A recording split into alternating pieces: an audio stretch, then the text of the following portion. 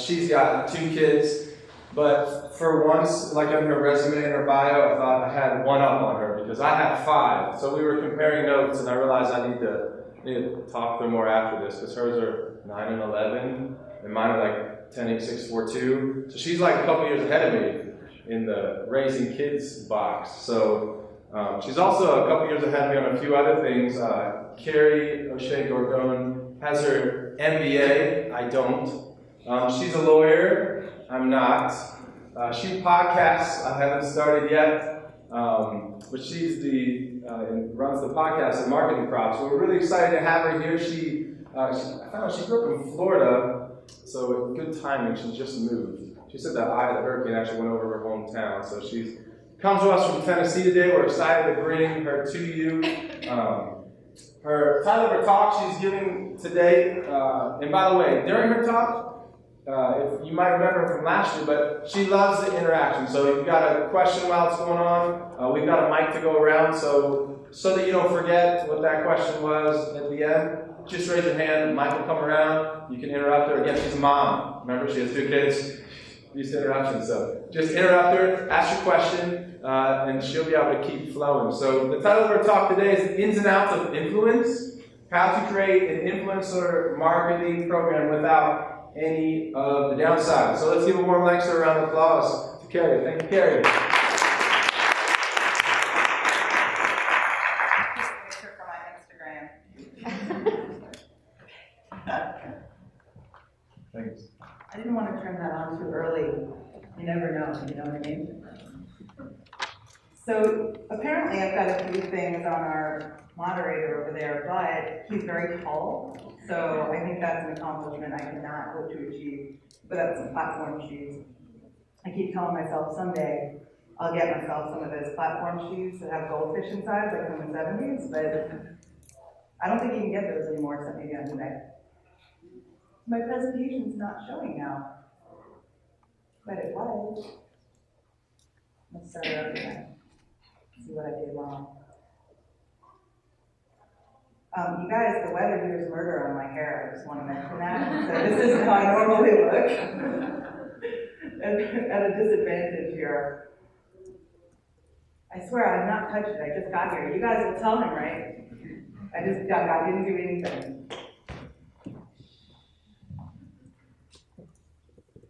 I think I'm still saying Lancaster a little wrong. Is that right or is that wrong?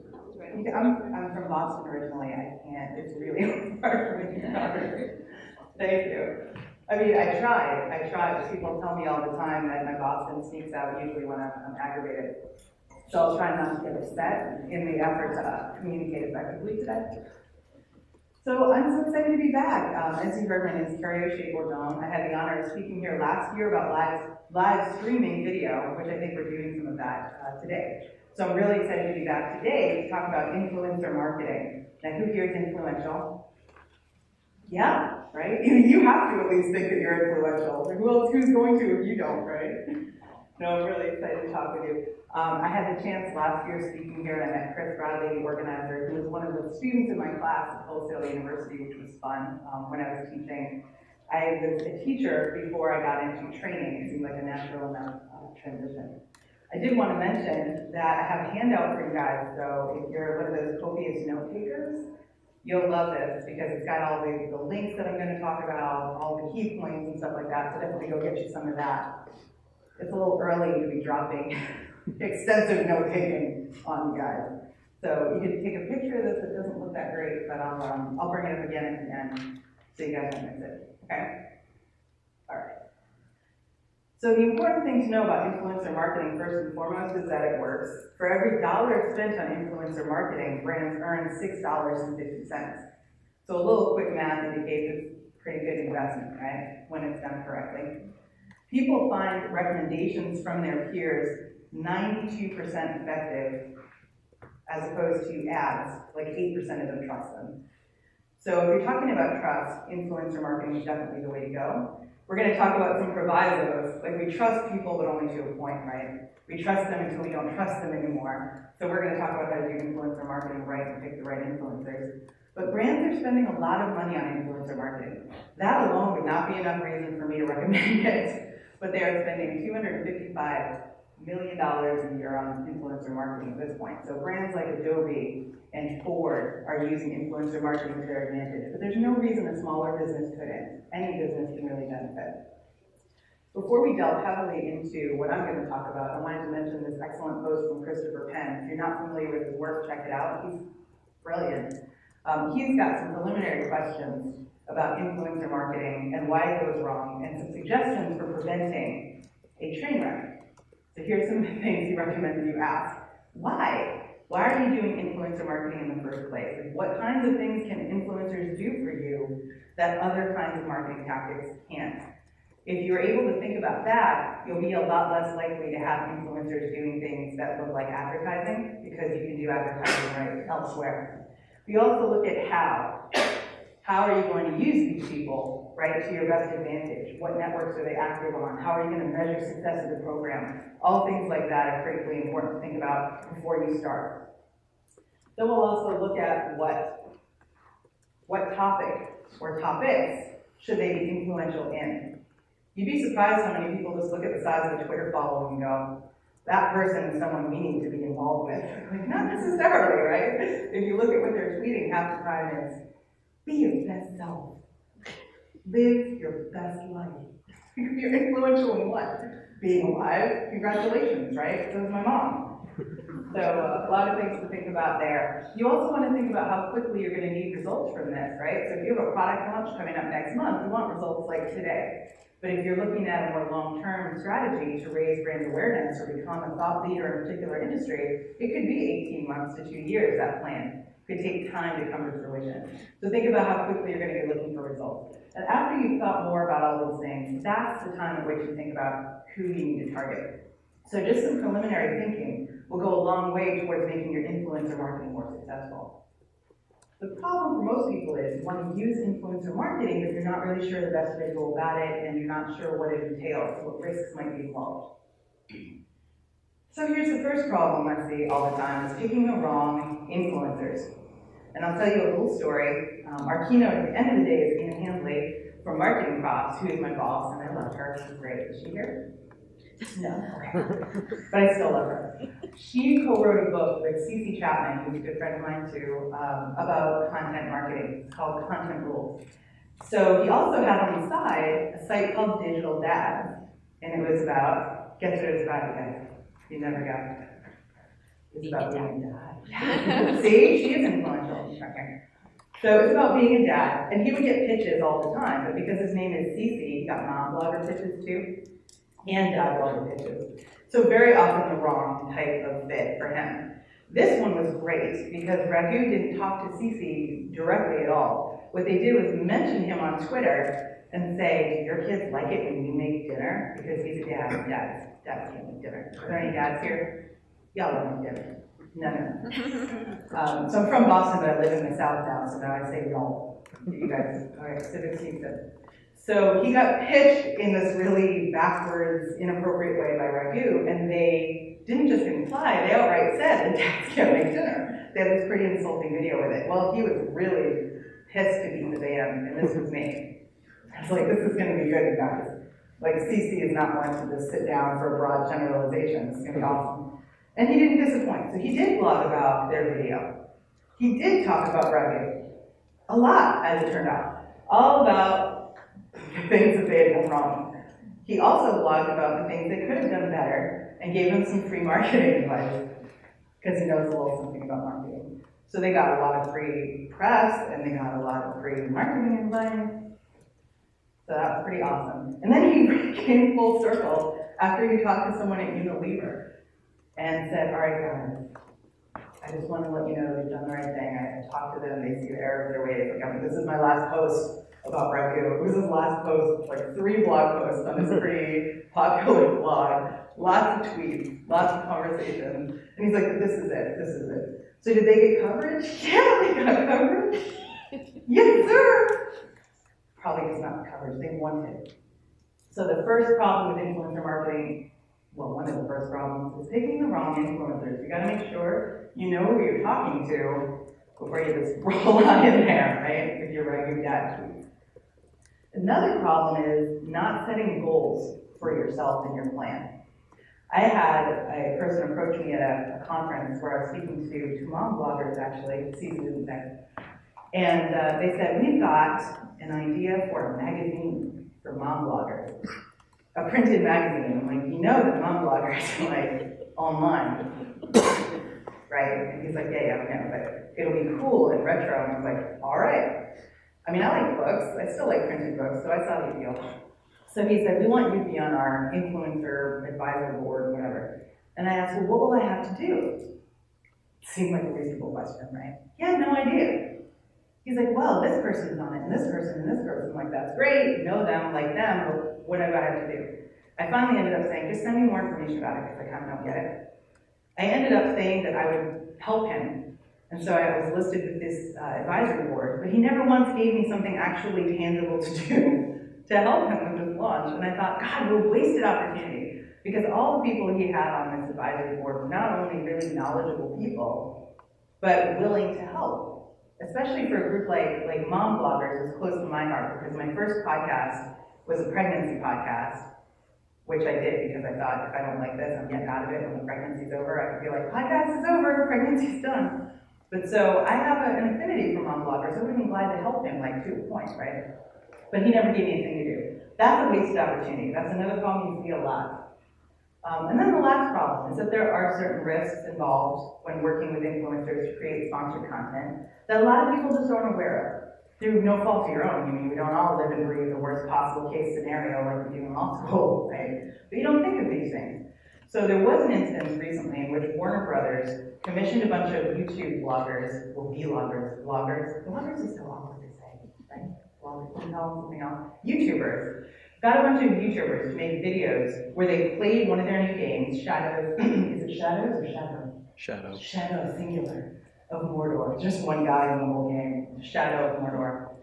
And they played it, and there were certain conditions, like you could only say positive things about it. Your opinions had to be positive. I mean, they definitely had requirements, but none of the requirements were, by the way, tell people that we're paying you. So a lot of these video bloggers did not say that, and the FTC had a really big problem with it. So they went to Warner Brothers and sternly told them that they're going to have to make sure that influencers disclose, and it's in fact Warner Brothers' responsibility to make sure that they do. PewDiePie felt that he was unfairly impugned. See what I did there? PewDiePie was impugned. I know it's early, something for. But he had one line in the description of his video saying that he'd been paid to do the video. In the description, like the written description, but nobody reads that. You guys read that? Don't read that. So they click play, watch the video, no idea if it was sponsored. And his video alone got 3 million views, just his. So that's pretty significant. I guess if there's good news here, it's that it worked, right? So they wanted buzz about this game, they wanted awareness, exposure, and they got it among their target audience. 5.5 million views altogether, and actually in counting. So who knows, could be 7 by now. So I mean, they did succeed, but they also got into trouble. So you want to avoid that. So at this point, you're probably like, okay, I'm gonna stick with like PPC. It's so much simpler, right? I don't have to worry about this kind of thing. But it works. We've seen influencer marketing work, so it would be worth the effort to choose the right influencers, make a good plan, and know what the risks are. Because I can actually explain them to you, and it's not that hard. I don't know why PewDiePie thinks it's hard. So first things first, choosing the wrong influencers is a serious problem. Because as we saw with CC and Raghu, that can do more harm than good. What you want to do is find the right influencers, which is like, no duh, thanks Kerry, I'm really glad I paid the money to be here today. It's great. But it's harder than you would think. So in addition to thinking about what topics people are influential in, you need to be looking at things like engagement and attitude and personality. Do their personality and posts align with yours, their writing style, their kind of philosophy on life? These are all things you'll need to look at, and it's a little hard to do that. Right out of the gate because there's just so many bloggers. So we'll talk about some ways that you can do that, get started thinking more strategically. So there's lots and lots of tools for blogger outreach, research and identification. This one is called Group High, and I like this one a lot. I have this link in the handout.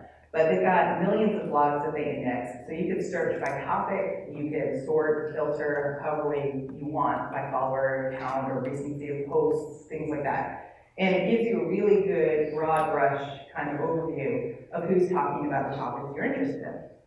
It's called Group Pi, and again, I've got a link in the handout to be able to check it out. They don't pay me or anything, just so you know, right? Full disclosure, not a thing. But you start out with some research.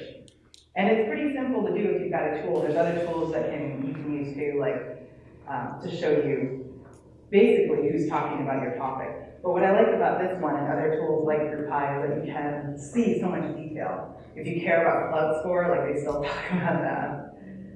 Social selling index on LinkedIn, that's one a lot of them are integrating now, with your social selling index and how influential you are in terms of people buying things.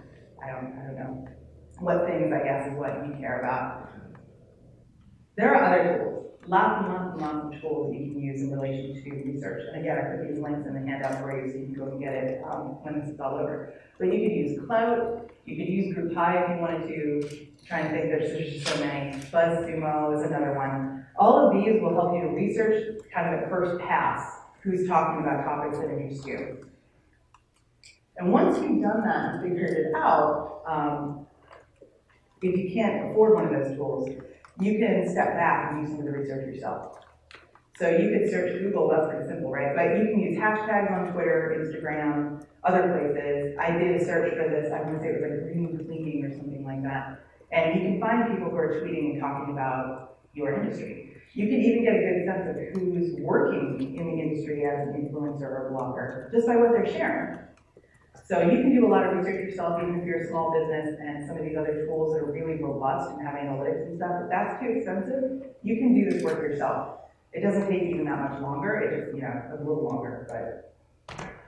And there's also your own followers to consider. So if you've amassed a following on Twitter or any of these social networks, a lot of times, if you look, it's because they're interested in you, or what you're doing, or your industry, or something related to you. So the smartest thing you could do is use a tool like Follower Wonk to look at your own follower base and see how many people are actually talking about your industry.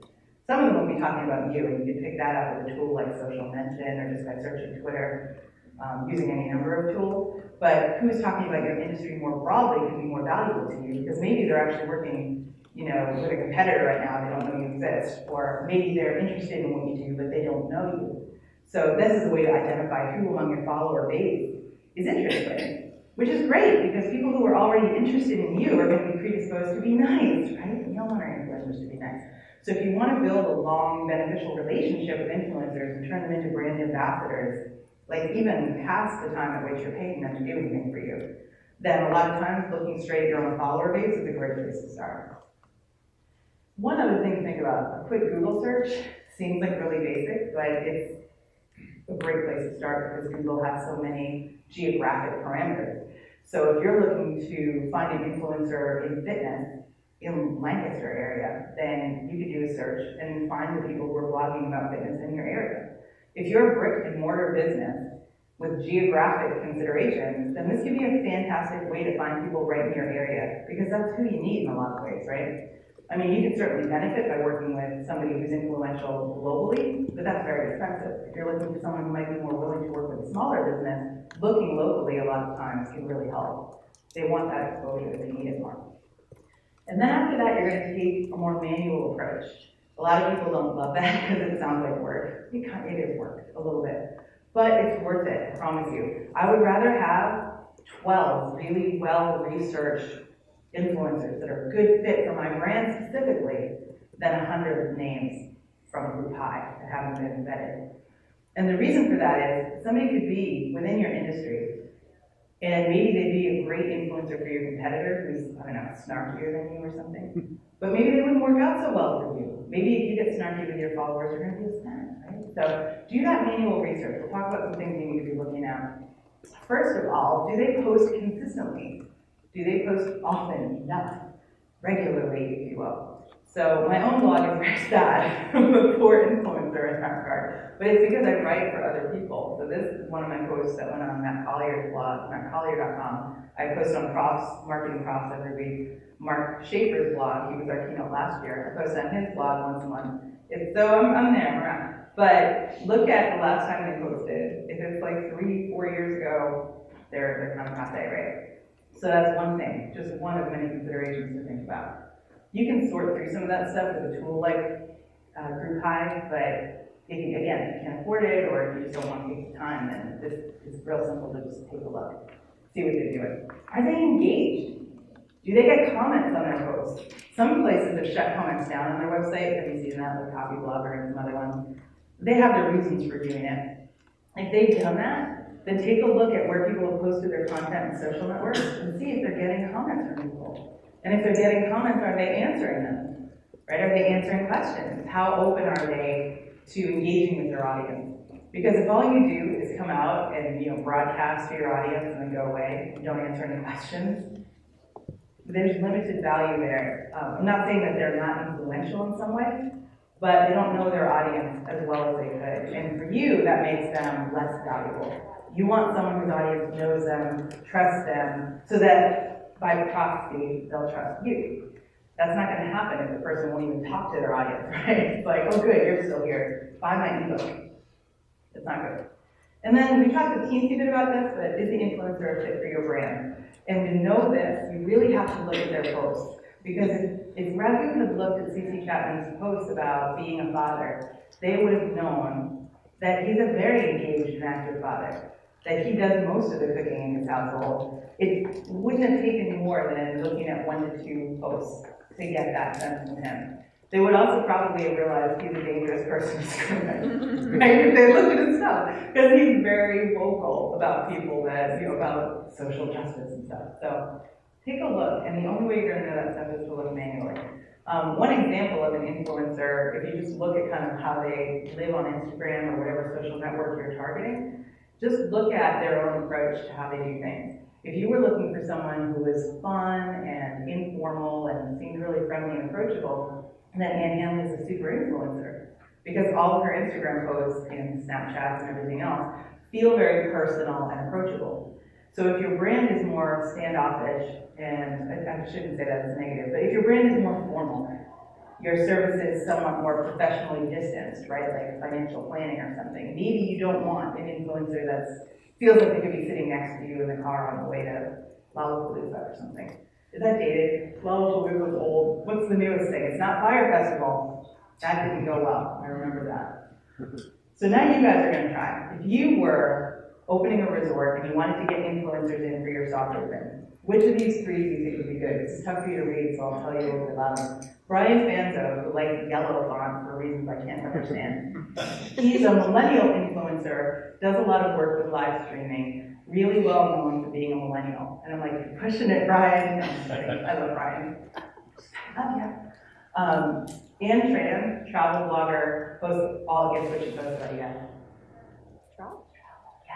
Yeah, she posts about travel. So she takes pictures from all over the world, different places she's gone, her kind of entire journey down to the food in front of her. Her blog, her Instagram, all the same, and Twitter too. And Dan TDM, is anybody here familiar with him?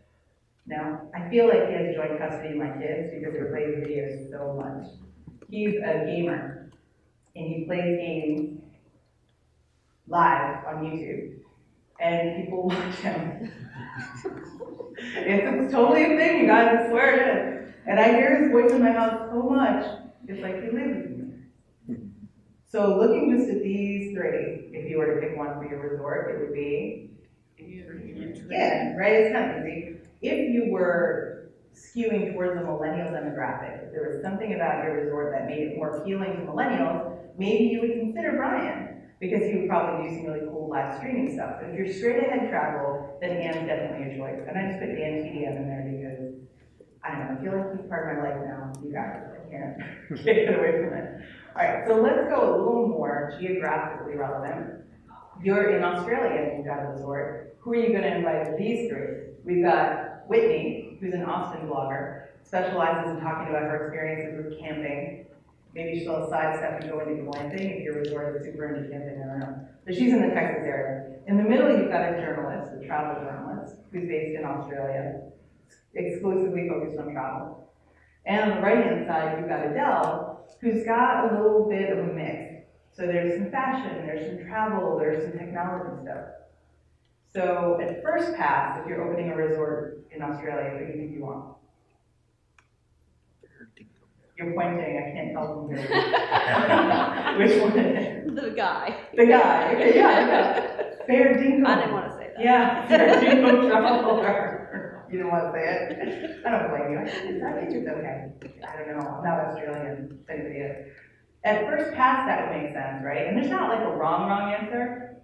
The important thing is that you ask the question. If you were going for something a little more along the lines of a tech-connected hotel, like if that was going to be a selling point for you, how great the connection is, how, plugged in and you can be while you're there, how easy it is to socially share and all that stuff. If you're creating like Instagrammable moments on purpose, then maybe you want to know. She's also in Australia, so like relatively local, and has some of the qualities you're looking for. So yeah, maybe she's not as focused on travel as their dinkum. Sorry. But she will add to it a layer of tech savvy that he perhaps doesn't have. So there's really no wrong answers. I mean, there probably are some wrong answers, but not here. But it's more about what you're looking for, and only you can answer that question. So take a picture of this one, because I don't think I put it in your handout.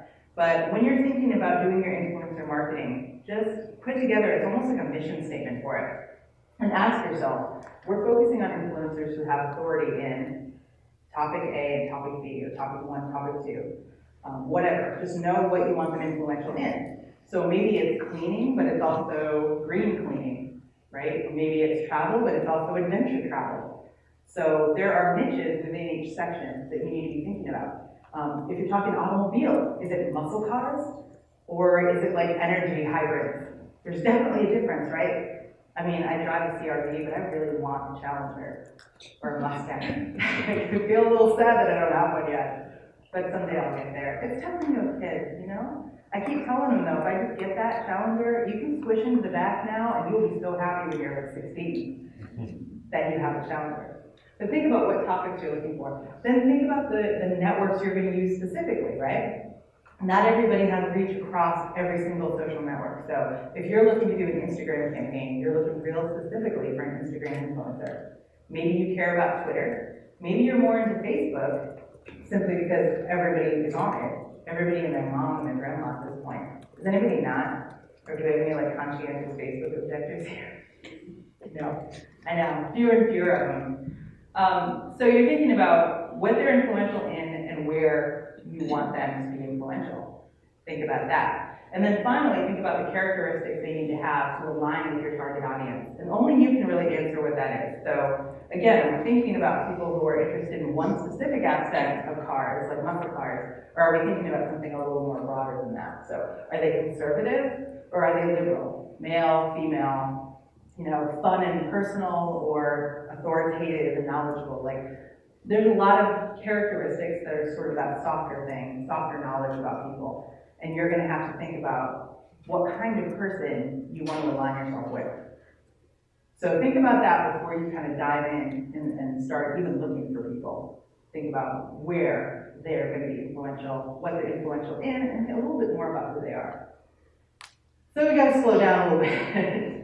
At this point, you've used some tools, you've done your research, you've identified some people, maybe done some additional manual research, but you're still not ready yet to send out some kind of last tweet. Don't ragu, right? Those poor guys. Couple things. Don't spam people. This is an actual pitch I got. It went out to me and 139 other people, not BCC. So everybody had everybody else's email address and got all the replies. I did not work with them. I was unhappy about it. And no blast. I hate this. So I got an app mention. It seemed like halfway relevant to me. And I thought, all right, I'll go and see. They wanted an email at which to pitch me more. And I said, I'm going to go take a look at what else they tweeted, right? It's like linking Twitter with the same ask. And people in wildly different industries, which immediately told me these guys don't know what they're doing, so like stay far, far away. They did make an effort to personalize each tweet, but still, if I'm in marketing law and that's my sphere of influence, why are you talking also to people in sustainable energy or travel or inspiration? We can't all be influential for you, you know what I mean? So think about things like that. And this is probably one of my favorites. Somebody sent me at an event like a mini facial kit. You do need to pay attention to what people are saying about you online, like you know that already. But I couldn't help myself. I saw this picture go up, and you can't read it too well, but it said, let's see. They created a food truck that serves actual catfish to promote the photo verification feature. Adweek tweets about Bumble app. And I look at it and I'm like, guess what I think it is? What do you guys think it is? Twinkie flower. I'm not crazy, right? It looks like a Twinkie. So I tweet, hey man, I was like a big Twinkie. I feel like they should be serving Twinkies. And really shortly after, Hostess answers me and he's like, do you think there's cream filling inside? Hostess is a person to me. Very close. Very close. So of course I'm like, yeah, there's cream filling inside, or else I stole the jaws of life for nothing. For taking that thing apart. So paying attention will get you a long, long way, I think, just in terms of interacting with people in a fun way that makes them more predisposed to follow you and engage with you online. So you thought about tools and done some research, you've got a pretty good list going. You've thought about how you can connect with influencers, right? But you still have to get around to that second problem, which is setting actual measurable goals for how you're going to use them. Or else your philosophy is going to kind of fall flat. So when we talk about having measurable goals from the beginning, your goals can certainly depend on the influencers you're working with, right? So if you've got a campaign to work with influencers on Instagram and another one to work with influencers on Twitter or at events, you're going to have potentially different goals for each of them, right? It just wouldn't make sense. Like it wouldn't be fair to judge me on my Instagram reach necessarily if that's not where I primarily focus my efforts. If I post on LinkedIn and I'm a LinkedIn influencer, that's where you need to put goals in place for me. And you need to have a plan, like a more overarching plan. Did you guys hear Liam Neeson's not doing any more action movies? He said, I'm sorry, maybe this is important. So he said, I think it was earlier this week, that he's not doing any more action movies. And I was like, why? But then I realized maybe he's freeing himself up to do more Lego movie sequels. And that I was okay with.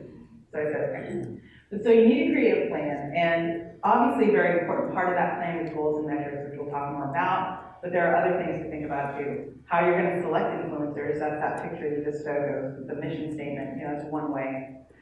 Any kinds of follower numbers you're worried about, although I would urge you to consider what they call micro-influencers now, but they're people who have smaller followings, but their followers take action based on what they say. So I've seen campaigns have a lot more success working with people with smaller followings, but of people who actually listen to them and buy things based on their recommendation, versus somebody with 1 million Twitter followers who's tweeting that inspirational stuff we talked about, that maybe they tweet and you don't see a thing, because their following, their audience is just so varied, and they don't come to them for recommendations about, gyms or books or whatever. They just come to them with kind of interesting quotes. So think about that. Don't get too bogged down in size as a criteria, but I mean, think about it, right? And also, steps for engaging with that person.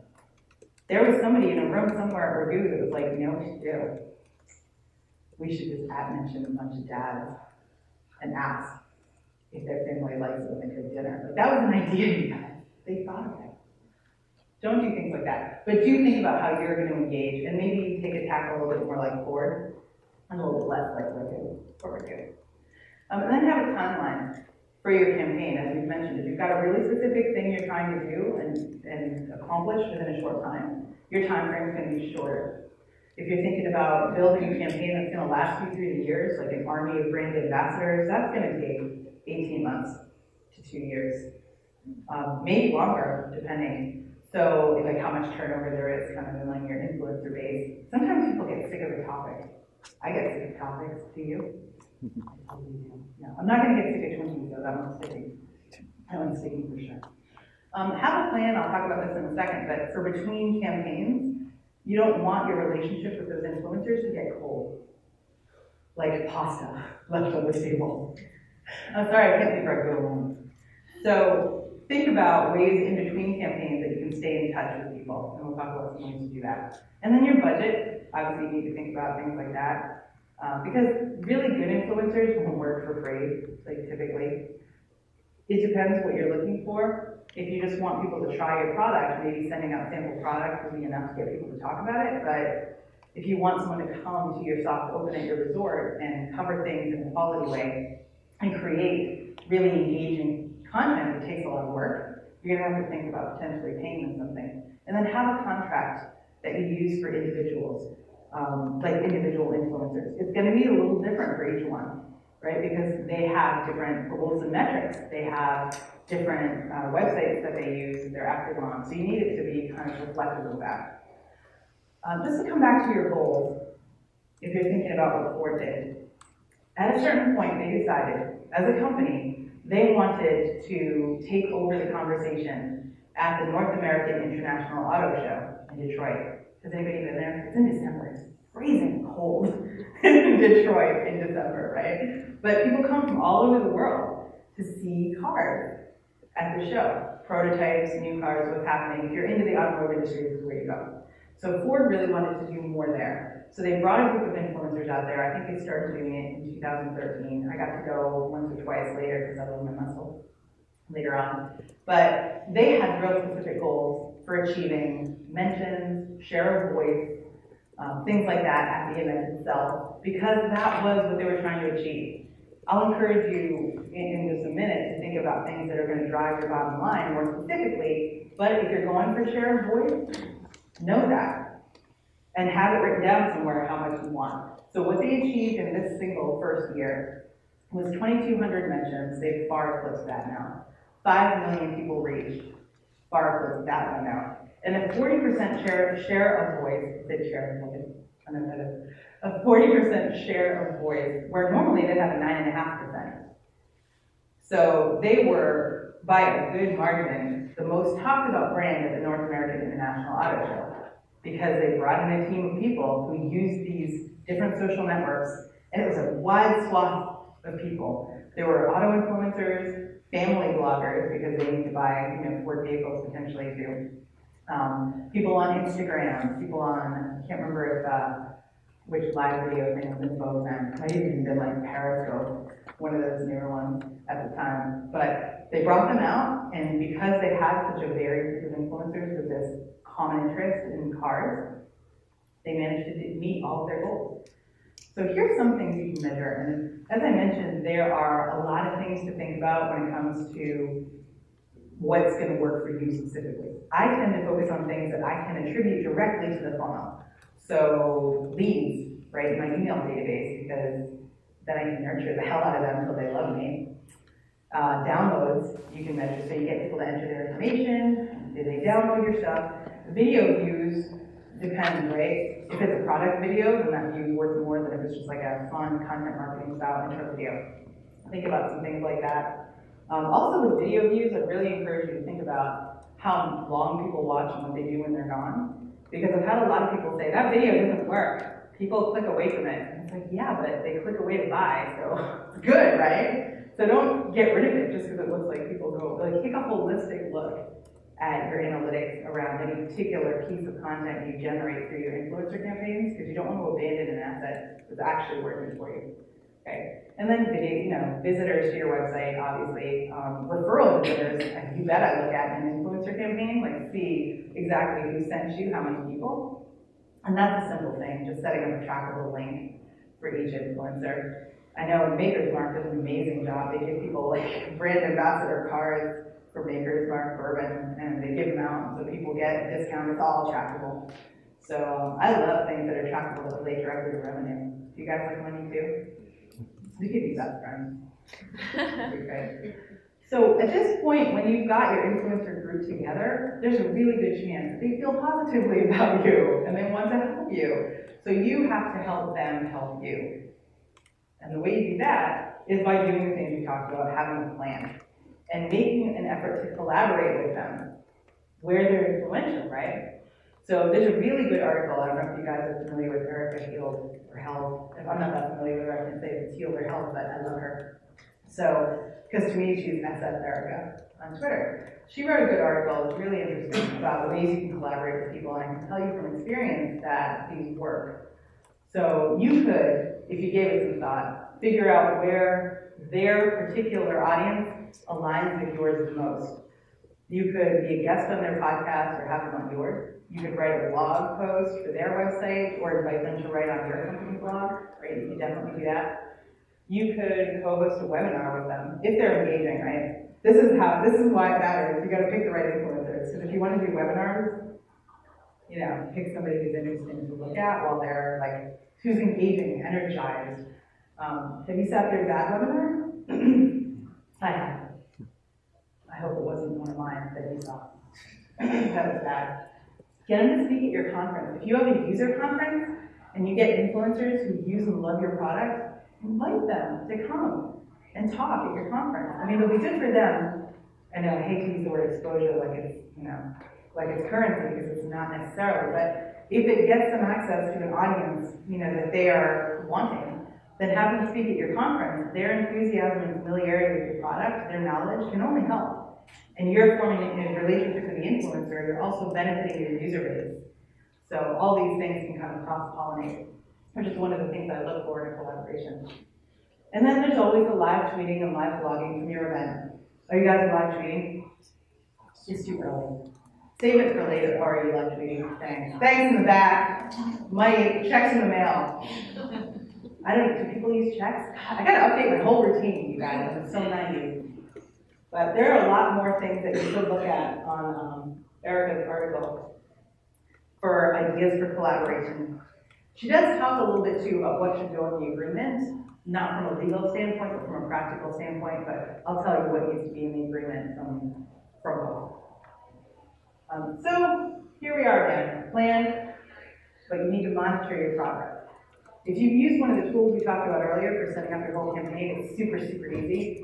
Like GroupHi, BuzzSumo, Clouds, I'm trying to think of some of the other ones, Hootsuite, they all have analytics built into them. But even if you've done it manually and you researched your influencers manually using Google searches and hashtags and you've got a spreadsheet, that's great, I mean that works too.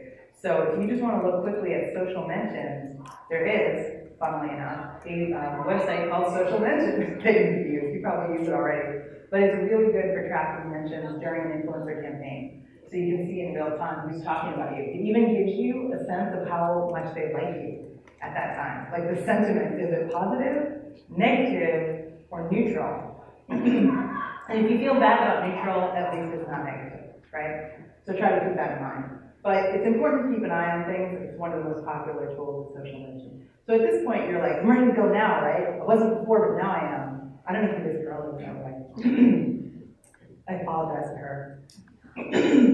But she's a stock photo girl with a lot of different expressions. So you think you're ready to go, but there's still more to consider. This is the last problem, that there are risks that maybe you're not aware of and that influencers are not aware of. I mean, everything about influencer marketing, it looks really exciting, but there's risks, and you need to know what they are before you just follow the shiny new object. So, by all means, I want you to dive in, but think about the risks, like the very real risk that he's about to drop his phone into the water here. Would you use a selfie stick in the water? I don't know. How are you going to get out of the water with it? What if your bathing suit falls down? Interesting. So we talked about Warner Brothers and the little mishap they had with their Shadow of Mordor video blogger campaign, Mordor, not Mordor. But they're hardly the only company to make that mistake. Lord & Taylor did a whole Instagram campaign where they paid fashion influencers between $1,000 and $4,000 to post a photo of themselves wearing a dress from the Designer Lab collection. And they made sure that everybody used that hashtag and they checked their posts before they put them up. But they never required them to say that they were paid. And they did not look for that when they approved the post. So all these posts went up, the dress sold out. Nobody mentioned that they'd been paid. And so the FTC came down on Lord & Taylor and said, this is not okay, right? So they didn't end up finding them because they're ramping up. This is what I'm trying to explain. Everyone's like, it's cool, they didn't get fined, like they're ramping up. The law is slow, but it will catch up with you. So they're warning people and updating their guidelines for people all the time to know what's legal and what's not, and they just said, this is not cool. So that's something to think about. I love this one comment. Hold on, I'll go back and show you. Whoops. This one at the bottom here, it says, it's not that exclusive. I've seen it all over the place. Because you're saying, oh, this is exclusive trust. We gotta keep that up. So basically, you need to design your disclosures for more on Kerry. And this is Bad Luck Brian. I don't know how his school photo ended up as a meme, but it did. And he's taking one for the team, because I love him. But yeah, so you need to design it so it would be clear to people. So we're gonna try something. This is a Kardashian, I forget which one. It doesn't matter. Can you tell from this that she's doing this shilling because she's been paid? What do you think? Any problems here? She used one hashtag, I know you can't read it. It's hashtag SPON, and that's it. So the average person, maybe not one of us, because we're like indoctrinated into marketing, do you think an average person would know what that meant? You know, you guys are, my mom wouldn't know. My mom doesn't even know that there's a whole universe where people get free stuff. She thought the C-Max was mine. Like, I got a new car. She didn't understand why I gave it back. My mom doesn't get it. Most people don't get it. She's a celebrity, so maybe you're a little more inclined to think she's getting things for free. But there's plenty of people who are, YouTube celebrities, but they can still shop at Walmart. Like, they're not celebrities, right? So people don't think they get free stuff. SPON isn't good enough for a couple of reasons. One is, who the heck is going to search for SPON? Nobody. Second of all, it's short for sponsored. Most people do know what sponsored means. So if she were to say sponsored, I know it takes a few more characters to manage it. That would be better. And she's got it all the way. It's like the last thing she said. So all those things combined to make it not a wonderful disclosure of the fact that she's been paid. There is this mistake that ADT made. They're a pretty sizable brand. They worked with security experts and paid them $300,000 to promote their ATV security system. They also gave them a free security system. Sorry, because like going without me. Hold on, let me stop it. They gave them a free security system. And in exchange for that, they were supposed to go around and mention it on every show they went on. So I'm allergic to all of Lancaster. I hope not. I really like it here. I'll just keep coming anyway. So they paid them $300,000 and never once did any of the people mention on the 40 shows they went on that they'd been paid. And so the FTC said, not only is that not okay, but the next time that happens, we're going to charge you a significant amount of money, $16,000 per offense. $16,000 each time somebody mentions you without mentioning that they were paid. That's a lot of security systems to sell, you guys. So basically the idea is this: you're going to need to do a little prevention in order to make sure that you don't get into trouble later, but it's totally doable. It really is. Let me back up for a second. Is it going that whole time and you guys are too polite to tell me? You should have told me. All right.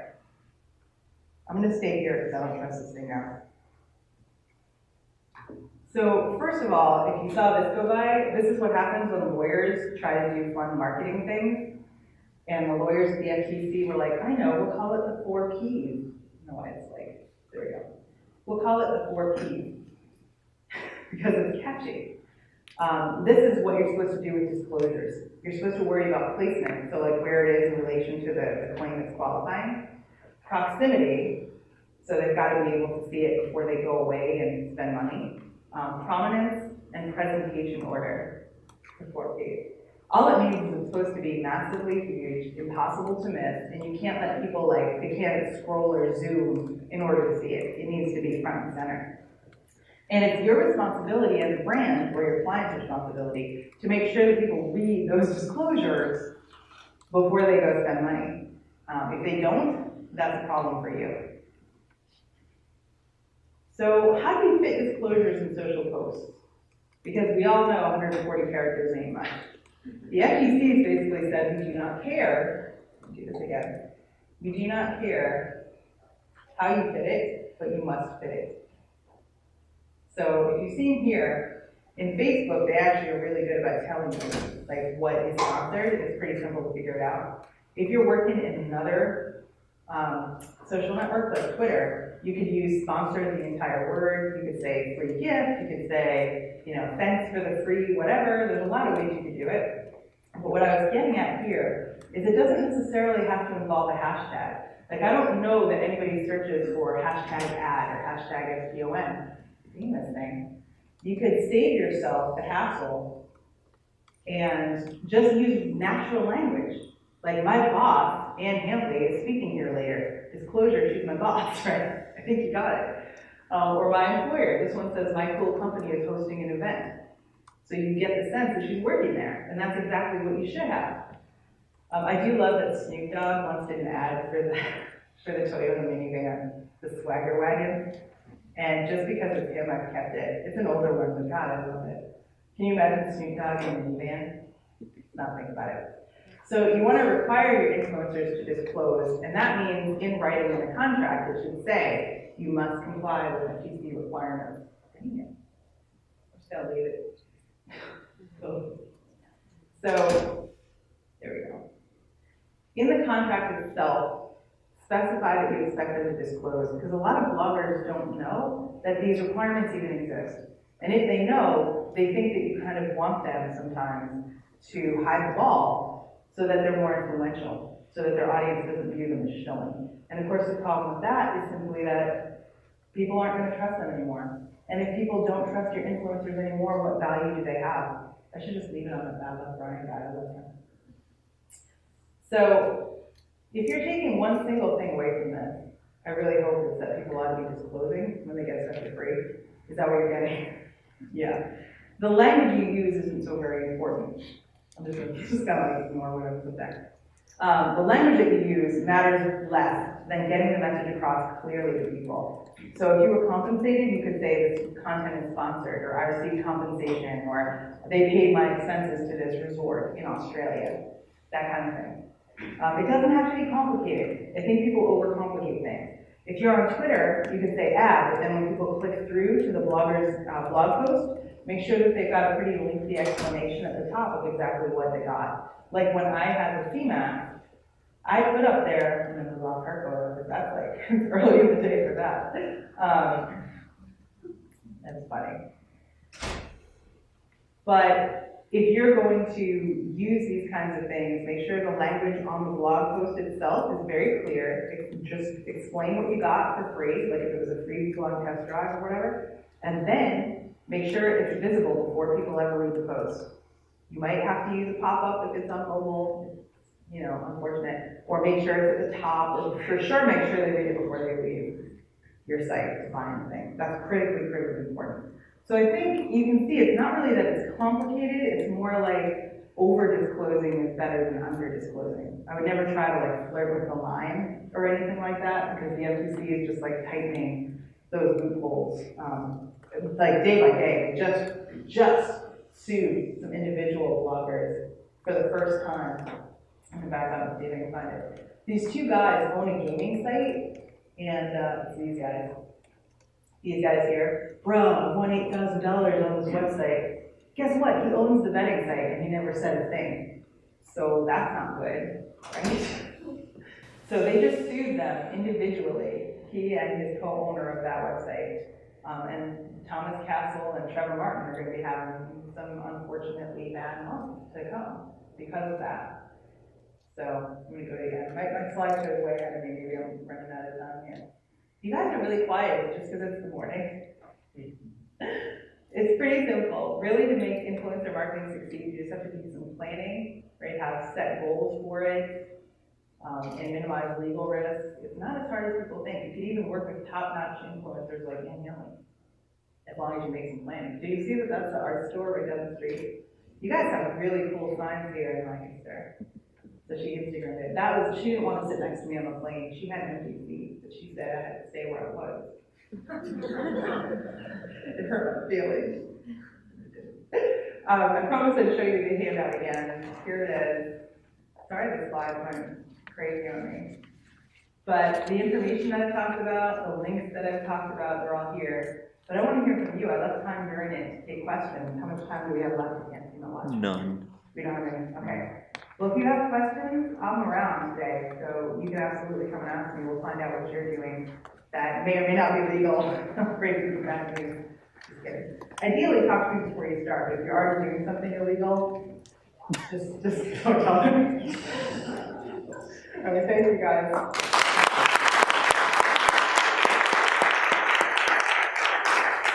If there's any burning question, you can ask it. I don't want to leave. Burning? If you have any burning, talk to your physician. Yeah. Oh, man. All right, we'll take a short break, and Elon will be at